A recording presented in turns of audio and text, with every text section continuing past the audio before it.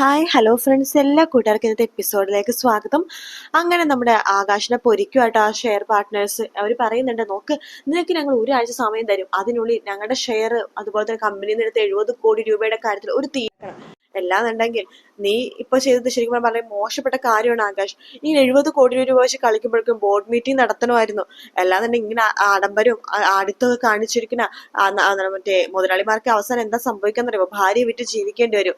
നിനക്കും ഇവിടെ തന്നെയാണ് ഉദ്ദേശം, ഞങ്ങൾക്കറിയാം. എന്തായാലും നിനക്ക് ഒരാഴ്ച സമയം തരുന്നു, അതിനുള്ളിൽ കമ്പനി നേരത്തെ 70 കോടി രൂപയ്ക്ക് ഒരു സമാധാനം നീ ഉണ്ടാക്കിയില്ല എന്നാണെങ്കിൽ അപ്പൊ ഞങ്ങൾ ഒന്നും കൂടി വരും എന്ന് പറഞ്ഞിട്ട് അവരവിടുന്ന് പോകുവാണ്. അവർ പോയി കഴിയുമ്പോഴേക്കും ആകാശ് പറയുന്നുണ്ട്, എല്ലാവരും ഇപ്പൊ എന്നെ കളിയാക്കുവാണ്, ഞാൻ നഷ്ടത്തിലായി, ഞാനൊന്ന് വീണ് പോയപ്പോഴേക്കും എല്ലാവരും എന്റെ നെഞ്ചത്ത് ചവിട്ടാണ്, എന്റെ തോൽവി കാണാൻ നിൽക്കുന്നവരൊക്കെ ഇതൊരു ആഘോഷരാവാണ് എന്ന് പറയുമ്പോഴേക്കും ആകാശത്തിന്റെ രചന പറഞ്ഞിട്ട്, പോട്ടെ ആകാശ്, അവർ പറഞ്ഞത് പലതും എന്നെ മുനവച്ചിട്ടായിരുന്നു, അത് സാരമില്ല ആകാശ്, ഞാൻ നിന്റെ കൂടെ എപ്പോഴും ഉണ്ടാവും, നീ വിഷമിക്കേണ്ട എന്ന് പറഞ്ഞിട്ട് ആകാശിനെ തോളിലേക്ക് കിടത്തുവാണ് രചന. അതിനുശേഷം കാണിക്കുന്നത് മഹേഷിനെയാണ്. മഹേഷിന് ഒരു ഫോൺ വരുവാട്ടോ. മഹേഷ് ആ ഫോൺ എടുക്കുന്നുണ്ട്. ഹലോ, ആണോ? Okay, thank you for the information എന്ന് പറഞ്ഞിട്ട് ഫോൺ കട്ട് ചെയ്യാണ്. അതിനുശേഷം ആകാശിനെ വിളിക്കുന്നുണ്ട്. ഹലോ, എന്നെ മനസ്സിലായോ എന്ന് ചോദിക്കുമ്പോഴേക്കും ആകാശ്, എന്തിനാടാ നീ വിളിച്ചത്? ആ എടാ, ഒരാള് ഭ്രാന്തനാവാൻ പോണതിന്റെ അവസ്ഥകൾ ആദ്യം എന്താണെന്ന് അറിയാവോ? ഉറക്കമില്ലായ്മ, പിന്നെ പിച്ചും പെയ്യും പറയുക. എന്തിനാടാ പരമനാറി നീ എന്നെ വിളിച്ചതെന്ന് ചോദിക്കുമ്പോ, അതെ ഇതന്നെ പിച്ചും പെയ്യും പറയുക എന്ന് പറയണത്. അല്ല, നിന്റെ 70 കോടി നഷ്ടപ്പെട്ടു എന്ന് കേട്ടു, അത് രണ്ടുപേരും നിന്റെ വീട്ടിലേക്ക് വന്നു, ഭാര്യനെ വിൽക്കാനുണ്ടോന്നൊക്കെ പറഞ്ഞതൊക്കെ അറിഞ്ഞു. അത് സത്യമാടാ. സത്യം പറഞ്ഞാൽ നിനക്ക് ആ ഒരു 70 ഏക്കർ കിട്ടുവാണെങ്കിലേ, 70 കോടി രൂപ എടുത്തിട്ട് ആ 10 ഏക്കർ കിട്ടുവാണെന്നുണ്ടെങ്കിൽ നീ അവിടെ എന്ത് ബിസിനസ് ആണ് തുടങ്ങാൻ നിന്നത്? വ്യഭിചാരശാല. അതാവുമ്പോ നീ മിന്നിക്കും കേട്ടോ, നിനക്ക് പറ്റിയ ജോലി തന്നെയാണത്. അല്ലടാ, ആ 10 ഏക്കർ നീ 70 കോടി രൂപ കൊടുത്ത് വാങ്ങിച്ചപ്പോ നീ എന്റെ മുമ്പിൽ നിന്നിട്ട് ഒരു വർത്താനം പറഞ്ഞായിരുന്നു, ഓർമ്മയുണ്ടോ നിനക്ക് എന്ന് പറയുമ്പോഴേക്കും ആകാശ് അത് ആലോചിക്കുകയാണ്. രജനെ പിടിച്ചിട്ട്, എന്റെ വിജയത്തിന് മുമ്പിലുള്ള രഹസ്യം ഇവളാടാ, ഇവളാണ് എന്റെ ധൈര്യം എന്ന് പറഞ്ഞിട്ട് രജനെ പിടിച്ചു പറഞ്ഞില്ലേ? അത് നമ്മുടെ ആകാശം ആലോചിക്കാട്ടോ. ആ സമയത്ത് നമ്മുടെ മഹേഷ് പണ്ട്, ഓർമ്മയുണ്ടോ നിനക്ക്, നിന്റെ എന്താണ് എല്ലാത്തിനും വിജയത്തിന് മുമ്പിൽ അവളാന്ന് നീ പറഞ്ഞിരുന്നു. അതേടാ, അവൾ തന്നെയായിരിക്കും, അതുകൊണ്ടാണ് നീ കുത്തി താഴെ വീണത്. പിന്നെ നീ ഒരു കാര്യം മനസ്സിലാക്കി, എന്റെ വിജയത്തിന് പിന്നിലെ എന്റെ ഭാര്യയാണ്, എന്റെ വിജയത്തിന് പിന്നിലെ രഹസ്യം എന്റെ ഭാര്യയുടെ ഇഷിത മഹേശ്വർ എന്നിങ്ങനെ പറയാണ്. അത് കേൾക്കുന്നത് ആകാശൻ എന്തു പറയണമെന്ന് അറിയില്ല. ഓ, തനിക്ക് ശരിക്കും പറഞ്ഞാൽ ഞാൻ കുറച്ച് റെസ്പെക്ട് തരേണ്ടതാണ്, എന്റെ സാറായിരുന്നല്ലോ സർ, എങ്കിൽ സാർ സമാധാനത്തോടെ കിടന്നുറങ്ങിക്കോ. ഓ സോറി, കിടന്നുറങ്ങാൻ പറ്റില്ലല്ലോ, ഇനി ആകാശ് മേനു ഒരിക്കലും കിടന്നുറങ്ങാൻ പറ്റില്ല. അപ്പോ ഗുഡ് നൈറ്റ്. ദേ എന്റെ ഭാര്യ വന്നു കേട്ടോ, ഇനി ഞങ്ങളുടെ സ്വകാര്യ നിമിഷങ്ങളുടെ സമയമാണ്. ഓക്കെ, ബൈ ബൈ എന്ന് പറഞ്ഞിട്ട് ഫോൺ കട്ട് ചെയ്യാണ് നമ്മുടെ മഹേഷ്. ആകാശാണെങ്കിൽ മുഖത്തടിച്ച പോലെ ഷോ എന്ന് പറഞ്ഞിട്ട് ഫോൺ കട്ട് ചെയ്തിട്ട് ഇങ്ങനെ നോക്കിക്കൊണ്ടിരിക്കുക. പിന്നീട് നമ്മുടെ ഇഷിതയുടെ അടുത്തേക്ക് പോകുന്നുണ്ട് മഹേഷ്. ഇഷിതനെ നോക്കുമ്പോഴേക്ക് ഇഷിത ചോദിക്കണ്ട, അല്ല എന്താണ് ഈ ആരോടാണ് സംസാരിച്ചത്? ആരുടെ വിജയത്തിന് പിന്നിലാണ് ഒരു സ്ത്രീ ഉണ്ടെന്ന് പറഞ്ഞത്? ഓ, ഞാനായിരുന്നു അല്ലേ?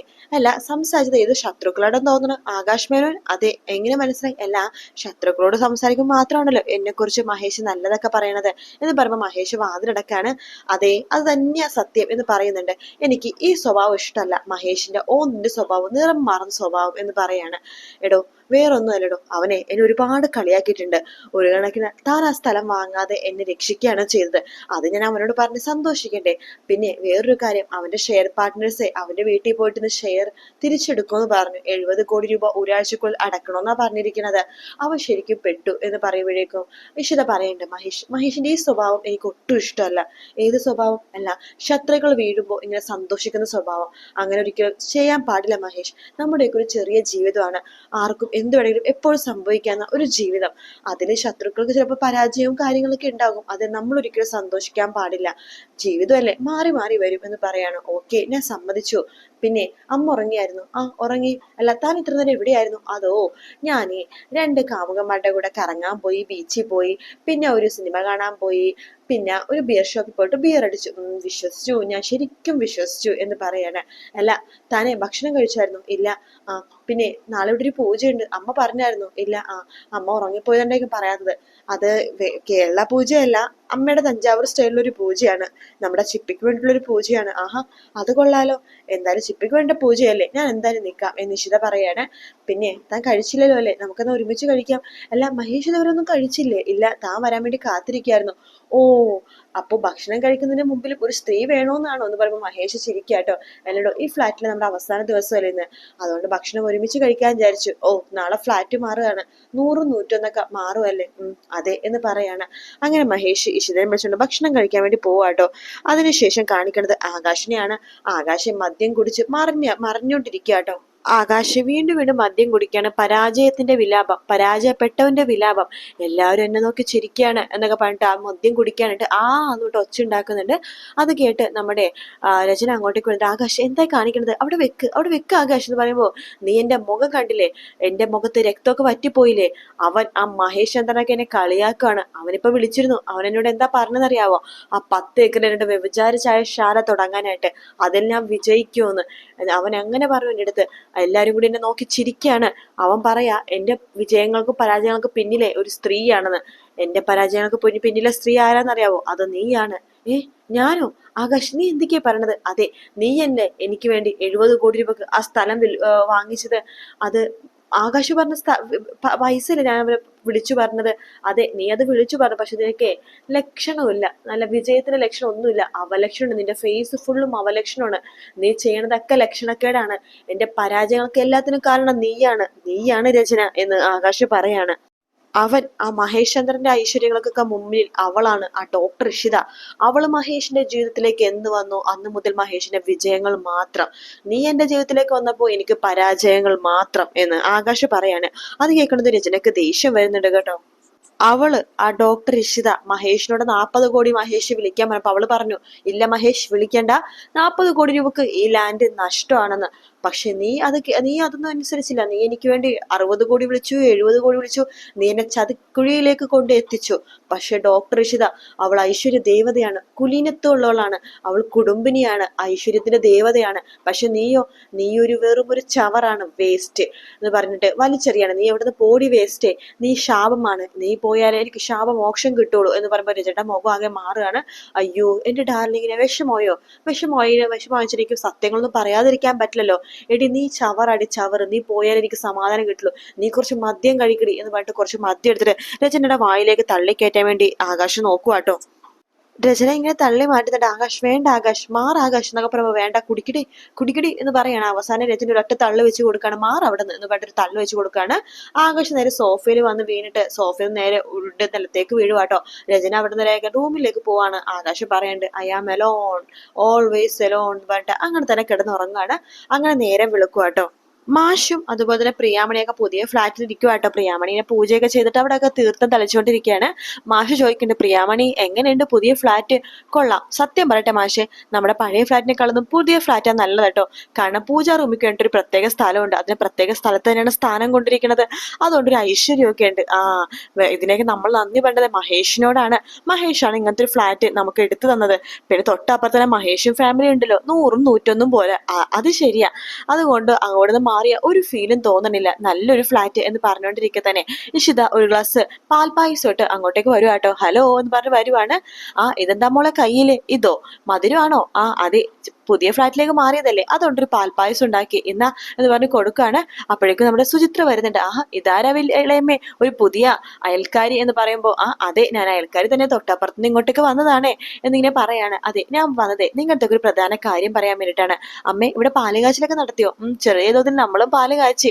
എങ്ങനെയുണ്ട് ഫ്ലാറ്റൊക്കെ? കൊള്ളാം മോളെ, നന്നായിട്ടുണ്ട്. പിന്നെ നാളെ രാവിലെ ഒരു പൂജയുണ്ട്, തഞ്ചാവൂർ സ്റ്റൈലിലൊരു പൂജയാണ്, ബാലപൂജ എന്ന് പറയും, ചിപ്പിക്ക് വേണ്ടിയിട്ടാണ് എന്ന് പറയുമ്പോഴേക്കും പ്രിയാമണി പറയണ്ട്, അത് നല്ല കാര്യം മോളെ. ശരിക്കും പറഞ്ഞാൽ ആ കുട്ടി എന്തുമാത്രം അനുഭവിച്ചത്, സാധാരണ കുട്ടികൾ അനുഭവിക്കണേക്കാളും കൂടുതൽ ഈ പ്രായത്തിൽ ആ കുട്ടി അനുഭവിച്ചു. കോടതി വരെ കയറി ഇറങ്ങിയില്ലേ, അതുകൊണ്ട് അവളുടെ ദോഷങ്ങളൊക്കെ മാറാൻ ഒരു പൂജ നടത്തണം, നല്ലതാണ്. അമ്മേ, പുറത്തുനിന്ന് ആരെയും വിളിക്കണമെന്നില്ല, നമ്മൾ കുറച്ച് അറിയാവുന്ന ആൾക്കാർ മാത്രമേ ഉള്ളൂ. അപ്പൊ നാളെ രാവിലെ എല്ലാവരും വരണം, പൂജക്കുള്ള തയ്യാറെടുപ്പൊക്കെ എന്ന് തന്നെ കഴിഞ്ഞിട്ടുണ്ട് എല്ലാം. അപ്പോ അത് പറയാൻ വേണ്ടിയാണ് ഞാൻ വന്നത് എന്ന് പറയുമ്പോഴേക്കും മോളൊന്ന് ഇരിക്കുക എന്ന് പറഞ്ഞിട്ട് പ്രിയാമണി മോളെ ഇരുത്തുവാട്ടോ അവിടെ.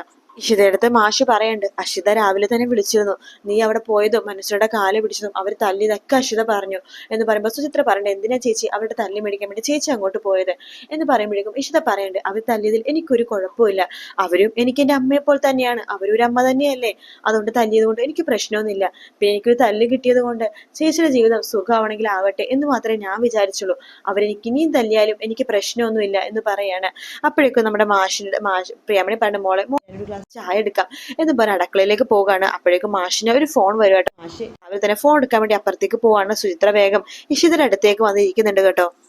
ഇഷിത ചോദിക്കുന്നുണ്ട് എന്താണ് ഇരുന്ന് പരുങ്ങുന്നത്, അത് ഇന്നലെ വിനോദിനെ കണ്ടിരുന്നോ, അവൻ പറഞ്ഞത് ഇടത്ത് വഴി പ്രൊസീഡ് ചെയ്യാന്ന്. ആ എനിക്ക് മനസ്സിലായി, നീ അടങ്ങ് പെണ്ണെ, ഞാൻ സമയവും സാഹചര്യവും ഒക്കെ അനുസരിച്ചിട്ട് വീട്ടിൽ പറഞ്ഞോളാം, പിന്നെ നീ ഒന്ന് അടങ്ങ്, എന്തായാലും വിനോദിനെ ആരും കുത്തിക്കൊണ്ടു പോകാൻ പോണൊന്നുമില്ല. അത് ചേച്ചി ആ മനസ്സിലായി, പ്രേമിക്കാനുള്ള ലൈസൻസ് ഞാൻ വാങ്ങിച്ചു തരണല്ലേ, അതെനിക്ക് വാങ്ങിച്ചു തരാൻ പറ്റില്ല മോളെ, സോറി എടി, ആരും അറിയാതെ കട്ട് തിന്നാ ഒന്ന് മധുരമുള്ളൊരു സംഭവമാണ് പ്രണയം എന്ന് പറയണത് കേട്ടോ. ഓക്കെ ചേച്ചി എന്ന് പറഞ്ഞിട്ട് നമ്മുടെ സുചിത്ര അകത്തേക്ക് പോവാണ്. ഇഷിതക്കാണെങ്കിൽ ചിരി വരും കേട്ടോ. പിന്നീട് കാണിക്കുന്നത് രാവിലെ തന്നെ ആകാശിന്റെ വീടാണ്. രചനയാണെങ്കിൽ അങ്ങോട്ടും ഇങ്ങോട്ടും നടന്നുകൊണ്ടിരിക്കുകയാണ്. ആകാശ് പറഞ്ഞ കാര്യങ്ങൾ മാത്രമേ രചനയുടെ മനസ്സിലുള്ളൂ. നീ ഒരു അവലക്ഷണം പിടിച്ചവൾ ആടി, ഐശ്വര്യമില്ലാത്തവൾ, എന്റെ 70 കോടി കളഞ്ഞവൾ എന്നൊക്കെ പറഞ്ഞ ഒരു കാര്യങ്ങൾ മാത്രമേ രചനയുടെ മനസ്സിലുള്ളൂ കേട്ടോ. അപ്പോഴേക്കും അങ്ങോട്ടേക്ക് നമ്മുടെ ആദ്യം വരുവാണ്. ആ മോനോ, എന്താ മോനെ, നീ എന്തെങ്കിലും കഴിച്ചായിരുന്നോ, അമ്മ കഴിച്ചായിരുന്നോ? ഇല്ല കഴിക്കാം. അല്ല അമ്മ എന്താ ആലോചിച്ചുകൊണ്ടിരിക്കുന്നത്? നിനക്ക് ഇവിടെ സ്കൂളിൽ അഡ്മിഷൻ കിട്ടിയില്ലേ, അപ്പൊ നീ മുതൽ എന്റെ കൂടെ എന്നും ഉണ്ടാവില്ലേ, അതൊക്കെ ആലോചിക്കുമായിരുന്നു. നോണ അമ്മ നോണ പറയാ, ഇന്നലെ ആകാശങ്ങളായിട്ട് അമ്മ വഴക്കുണ്ടായിരുന്നല്ലേ, ആകാശങ്ങൾ അമ്മനെ ഉപദ്രവിക്കാൻ നോക്കിയല്ലേ, എല്ലാം ഞാൻ അറിഞ്ഞു. നോക്ക്, ആരാണെങ്കിലും എന്റെ അമ്മേനെ ഉപദ്രവിക്കാൻ നോക്കി ഞാൻ സഹിക്കില്ല, ഞാൻ അതിന് തിരിച്ചു ചോദിച്ചിരിക്കും, നോക്കോ ഞാൻ ഇതിന് ആകാശങ്ങളോട് തിരിച്ചു മറുപടി ചോദിച്ചിരിക്കും എന്നൊക്കെ ആദ്യം പറയുന്ന ഭാഗത്തോട് കൂട്ടാട്ടോ ഇന്നത്തെ എപ്പിസോഡ് തീരുന്നത്. നാളത്തെ പ്രൊമോയില് കാണിക്കുന്നത് അങ്ങനെ പൂജ തുടങ്ങുവാണ്. എല്ലാരും നല്ല സുന്ദരമായിട്ട് വരുവാട്ടോ. അപ്പൊ ഇഷിത വരുമ്പോഴേക്ക് നമ്മുടെ മഹേഷ് ഇങ്ങനെ നോക്കിക്കൊണ്ടിരിക്കുകയാണ്. എന്നിട്ട് പറയുന്നുണ്ട് ചിപ്പിയുടെ അടുത്ത്, മോളെ മോളുടെ അമ്മ ഭയങ്കര സുന്ദരിയാണല്ലോ എന്ന് പറയുമ്പോ ഇഷിതക്ക് നാണം വരുവാണ്. ശേഷം ആദ്യമാണെങ്കിൽ നമ്മുടെ ആകാശിനോട് പറയണ്ട, ആകാശങ്ങൾ ഇനി എന്റെ അമ്മയുടെ ഇതുപോലത്തെ വർത്താനം പറഞ്ഞ ഞാൻ എന്റെ ഡാഡിയുടെ അടുത്തേക്ക് പോകും എന്ന് പറയാണ്. ശേഷം നമ്മുടെ രചന മഹേഷിന്റെ വീട്ടിലേക്ക് വരുവാണ്. അവിടെ പൂജ നടക്കുന്നത് രചന കാണുന്നുണ്ട്. രചന പറയുന്നുണ്ട്, ഇത് ചിപ്പിക്ക് വേണ്ടിയുള്ള പൂജയല്ലേ, ചിപ്പിയുടെ അമ്മ ഞാനാണ് ഇഷിതയുടെ സ്ഥാനത്ത് നിൽക്കേണ്ടത്, അല്ലാതെ ഇവളല്ല എന്ന് പറയാണ്. അപ്പോഴേക്കും നമ്മുടെ സ്വപ്നവലി രചനയെ അടിക്കാൻ വേണ്ടി കൈ ഓങ്ങണ ഭാഗത്തോട് കൂട്ടാട്ടോ പ്രൊമോ തീരുന്നത്. വീഡിയോ ഇഷ്ടപ്പെട്ടാണെങ്കിൽ ലൈക്ക് ചെയ്യാനും സബ്സ്ക്രൈബ് ചെയ്യാനും കമന്റ് ചെയ്യാനും മറക്കല്ലേ. മറ്റൊരു വീഡിയോ ആയിട്ട് വീണ്ടും കാണാം. Take care, bye bye.